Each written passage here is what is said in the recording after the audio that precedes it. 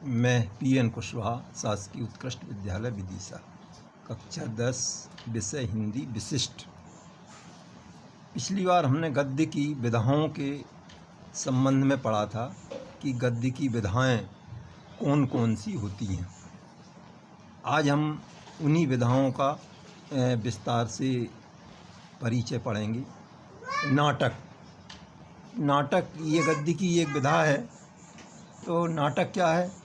अभिनय की दृष्टि से संवादों एवं दृश्यों पर आधारित विभिन्न पात्रों द्वारा रंगमंच पर प्रस्तुत करने के लिए लिखी गई साहित्यिक रचना नाटक कहलाती है।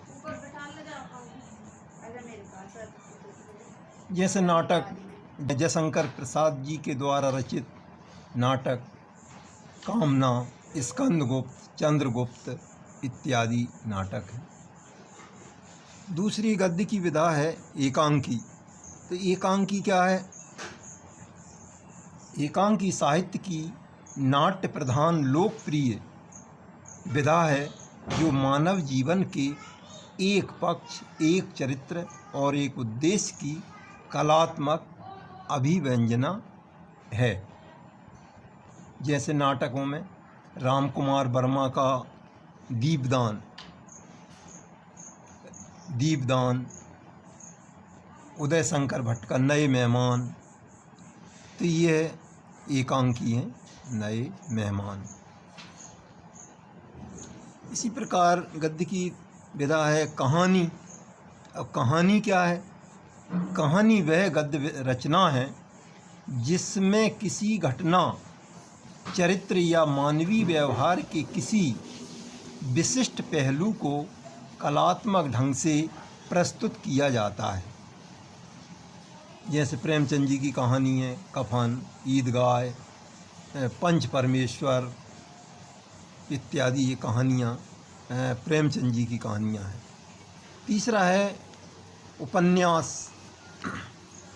उपन्यास क्या है?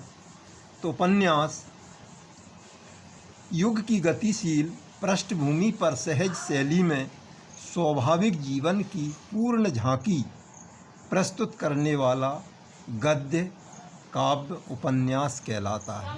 तो इसमें उपन्यास में मुख्य घटना के साथ साथ उपघटनाएं भी होती हैं और इसका विस्तृत रूप होता है उपन्यास। जैसे उदाहरण के लिए प्रेमचंद जी का गोदान, गबन,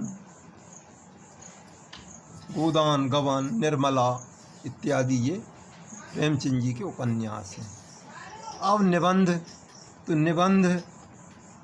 निबंध जो है जैसे निधन बंध। निबंध से तात्पर्य है कि भली प्रकार बंधी हुई रचना को निबंध कहते हैं। अर्थात निबंध वह गद्य रचना है जिसमें लेखक किसी भी विषय पर स्वच्छंदतापूर्वक एक विशेष सजीवता के साथ अपने भावों, विचारों और अनुभवों को व्यक्त करता है। जैसे मुख्य निबंधकार हजारी प्रसाद द्विवेदी, महादेवी वर्मा, राम वृक्ष बेनीपुरी, इनकी द्वारा रचित बहुत से निबंध हैं। फिर इसके बाद आता है जीवनी। तो इसमें जीवनी में लेखक जो है किसी व्यक्ति विशेष के जीवन की विशेष घटनाओं का रोचक विवरण, अर्थात उसके जीवन से संबंधित जन्म से मृत्यु तक अथवा विस्तृत रूप में उसके जीवन की घटनाओं का वर्णन लेखक करता है। किसी आत्मकथा, आत्म माने स्वयं, इसमें स्वयं के द्वारा जीवन की कुछ विशेष घटनाओं का वर्णन इसमें किया जाता है। इसी प्रकार संस्मरण।